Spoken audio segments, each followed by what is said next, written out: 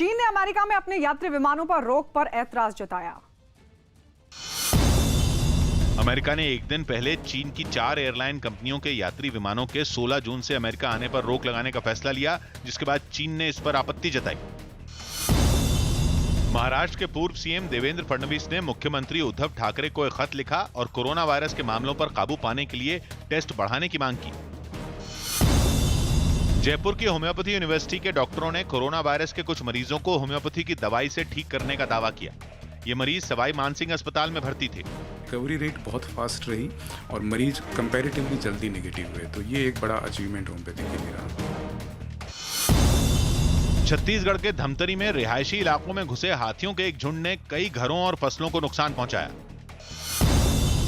आंध्र प्रदेश के श्रीकाकुलम जिले में खाने की तलाश में कुछ भालू रिहायशी इलाके में घुस आए।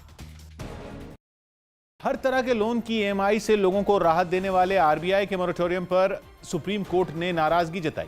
लोन की किस्त 6 महीने के लिए माफ करने की मांग से जुड़ी एक याचिका पर सुप्रीम कोर्ट में सुनवाई हुई, जिसमें इस बात पर चर्चा हुई कि आरबीआई के मोरेटोरियम का लोगों के लोन और उनकी ईएमआई पर क्या असर पड़ेगा।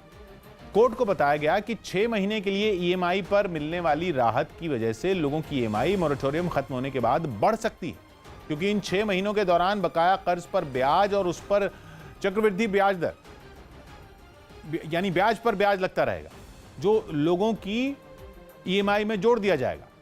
कोर्ट ने इस पर नाराजगी जताई और आरबीआई के मोरेटोरियम को लोगों के लिए हानिकारक कहा। साथ ही केंद्र सरकार को आरबीआई से इस मसले पर दोबारा बातचीत करने के लिए भी कहा। केंद्र सरकार ने कोर्ट में साफ कहा कि 6 महीने की ईएमआई माफ नहीं की जा सकती, क्योंकि इससे बैंकों को बहुत बड़ा नुकसान होगा। मामले की अगली सुनवाई 12 जून को होगी।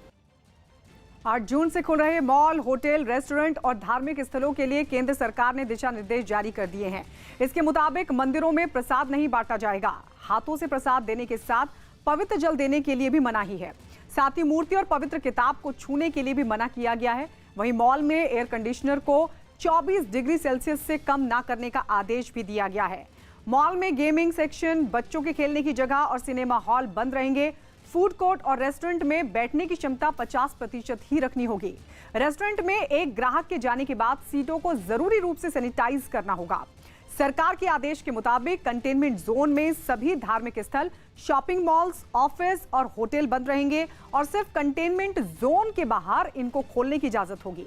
दफ्तरों के लिए जारी गाइडलाइंस में कहा गया है कि कंटेनमेंट जोन में रहने वाले किसी भी कर्मचारी के दफ्तर आने पर पूरी तरीके से पाबंदी रहेगी। ऐसे कर्मचारी घर से काम कर सकते हैं और ये छुट्टी नहीं मानी जाएगी। भोपाल में एक कांस्टेबल के चलती ट्रेन में 3 महीने की एक बच्ची तक दूध पहुंचाने का वीडियो सोशल मीडिया पर वायरल हुआ, जिस पर रेल मंत्री पीयूष गोयल ने खुशी जताते हुए इंद्र सिंह यादव नाम के इस कांस्टेबल को नकद इनाम देने का ऐलान किया। चलती ट्रेन में उसने जिस बच्ची तक दूध पहुंचाने के लिए दौड़ लगाई, वो 2 दिन से भूखी थी। और जिस श्रमिक ट्रेन में उसके घर वाले थे, वो कर्नाटक के बेलगावी से उत्तर प्रदेश के गोरखपुर के लिए जा रही थी। भोपाल में कुछ देर रुकने के बाद जब ट्रेन वहां से जाने लगी, तब रेलवे प्रोटेक्शन फोर्स में कांस्टेबल इंद्र सिंह यादव को चलती ट्रेन की तरफ भागते हुए देखा गया।